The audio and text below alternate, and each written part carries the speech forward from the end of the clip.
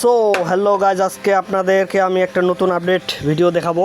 তো এই যে দেখতেছেন, এই যে ফ্যান, তো ফ্যান দিয়ে এক চাচা কাজ করতেছে। এই যে খড়ি চিরতেছে, তো খড়ির কারখানায়। তো অসাধারণ একটি প্রতিভা তার, খড়ি চিরা, কাঠ চিরা, এগুলো খুব সুন্দর তার প্রতিভা। তো আবারও আসলাম সেই প্রতিভার উপলক্ষে। তো আজকে প্রচণ্ড লেভেলে গরম আর রোদ, সেই রোদের তাপমাত্রা শেষ হইতে না পারে এই যে এসি রুমে কাজ করতেছে, এসি লাগাইছে, ফ্যানের এসি। তো চাচা বলেন। তো কথা হচ্ছে, একটু দাঁড়ান। আমার কাজের লোক হবে তো। আচ্ছা, সমস্যা নাই, চা খাবো, আমরা চা খাবো, একটু ব্রেক। তো চাচা আপনার যে কাজের প্রতিভা তো দেখে খুব ভালো লাগে আমার, ঠিক আছে। তো আবারও আসলাম, যেহেতু মশারি বাজারে আসলাম একটু ঘুরতে, তো ভাবলাম দেখি একটু। তো কেমন আছেন? আছি ভালো। আছেন ভালো? তো কাজ করা তো বহুদিন হয়ে গেল, তো আজকে তো প্রচণ্ড রোদ। তো এই রোদে কেমন লাগতেছে? আপনি দেখতেছি ফ্যান চালু করে দিয়েছেন, আবার কাজ করতেছেন। গরমের জন্য তো ফ্যান। ও যাক, ভালো লাগতেছে তো না?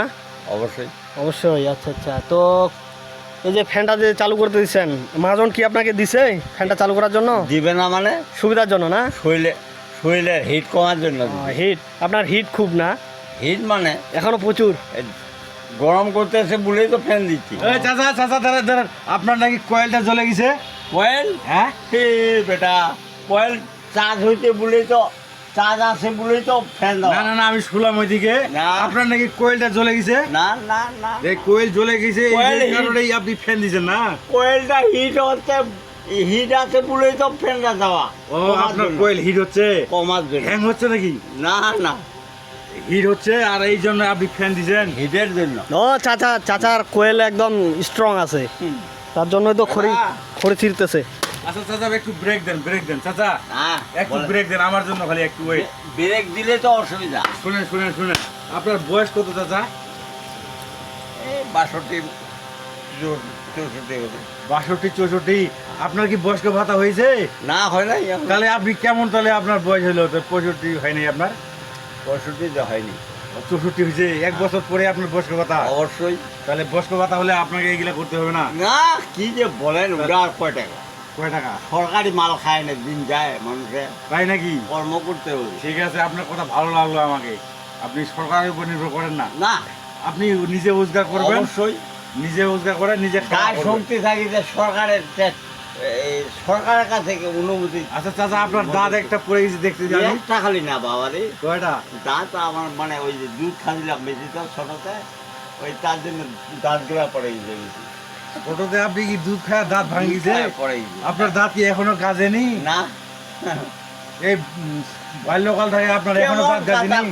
ওরে বাবা, পুরান লাভ উঠে গেছে। ও, পুরানা উঠে গেছে। আপনি যে বললেন যে দুধ খাওয়া দাঁত আমার এখনো কাজে নি, ওই প্রথমগুলা। আর মাংস টাংস খাইতে পারেন? ওরে বাবা, ওটা তো সাইডে দাঁতে আমি খাই। আর সামনের দাঁত দিয়ে কি খান? ওই যে দুধ খাচ্ছিলাম বেশি। একটু দাঁত দেখি আপনার দাঁতগুলা। ও বাবা, দাঁত তো আপনার সমস্যা হয়ে গেছে। দাঁতে মাল লাই। আপনার দাঁতে মাল নাই। ও চাচা ওয়েট, ওয়েট করে লাভ কি? চাচা ওয়েট। আরে বেটা, আর শুনেন, আপনি তো কাজ সারা জীবন করেন, সারা জীবন কাজ করে খান। করি। আপনি তো আর চুরি করে খান না, না, কাজ করে খান। এই কাজ করে খাওয়ার জন্য আপনাকে আল্লাহ সে বরকত দিছে। অবশ্যই। আপনার বাল বাচ্চা হয়েছে, খাটা মেলা করে খাচ্ছেন। আপনি কি নিজে গৃহস্থী করে খান না চাউল কিনে খান?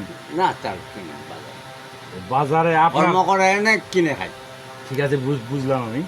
তাহলে আপনার এই যে দেশকির চাউল কি বাজারে? অবশ্যই। তাহলে আপনার বাড়িতে নাই? বাড়িতে নেগাই তারপরে খাই। ও, বাজার থেকে কিনে নিয়ে যা তারপরে খান। শাক তরকারি তো বাড়িতে লাগান মনে হয়, না, ওগুলাও কিনে নেন। বাজারে কিনে নিই। আপনার এই যে কর্ম করা কয়জন বাড়িতে? আমি একা। বাচ্চা কাচ্চা কয়টা আপনার? বাচ্চার বেলা মেলা, কয়টা? এখন বর্তমানে একটাও নাই। একটাও নয়? ওই পরের বাড়ি সব। ঠিক আছে, পরের বাড়ি তো দিতেই হবে। মেয়েদেরকে পরের বাড়ি দিতে হবে না? অবশ্যই। মেয়েকে বিয়া দিতে হবে, পরের ঘরে দিতে হবে, তাদেরকে জন্ম দেওয়া আমাদের খালি বাবার কর্তব্য, তাই না? অবশ্যই। হ্যাঁ। সো হ্যালো গাইস, তার সাথে কথা বলে অনেক খুব ভালো লাগলো। তো তার যে প্রতিভা, সুস্থ থাকেন, ইনশাআল্লাহ। আমি তোমরা- দোয়া করি তোমরা ভালো থাকো। তোমরা ভালো থাকো, তার প্রতিভা অসাধারণ তুলনা। তো হাতে মিলে খাও। অবশ্যই। তিনি পরিশ্রম করে তার অর্থ উপার্জন করে কঠোর পরিশ্রমের মাধ্যমে তিনি তার সংসার, অভাবীয় সংসার খুব আপনার কষ্ট করে গাড়িগুলো চালায়। খুব সুন্দর চাচা। তো লোকটি আসলেই খুব সৎ। তিনি সহজ সরল লোক একজন। সুন্দর লাগলো। বয়স ওর যদিও বাবা করে বাংলাদেশে বলে বয়স দিয়েছিল। যদিও তার কত হচ্ছে চাচা? 64 বছর তার বয়স। বয়স যদিও তার 64 বছর, তারপরেও আল্লাহ তাকে এখনো হায়াত রাখছে, প্লাস শরীরটাও ঠিক রাখছে। তো তিনি কর্ম করেই খায়। যাক, ইনার কোয়েল ঠিক আছে। খুব ভালো লাগলো বিষয়টা। তো চাচা আজকে এ পর্যন্ত, হ্যাঁ ভালো থাকেন, সুস্থ থাকেন টাটা দে। আচ্ছা বাবা, ইনশাল্লাহ ইনশাল্লাহ। আপনারাও ভালো থাকবেন। ভালো থাকবেন।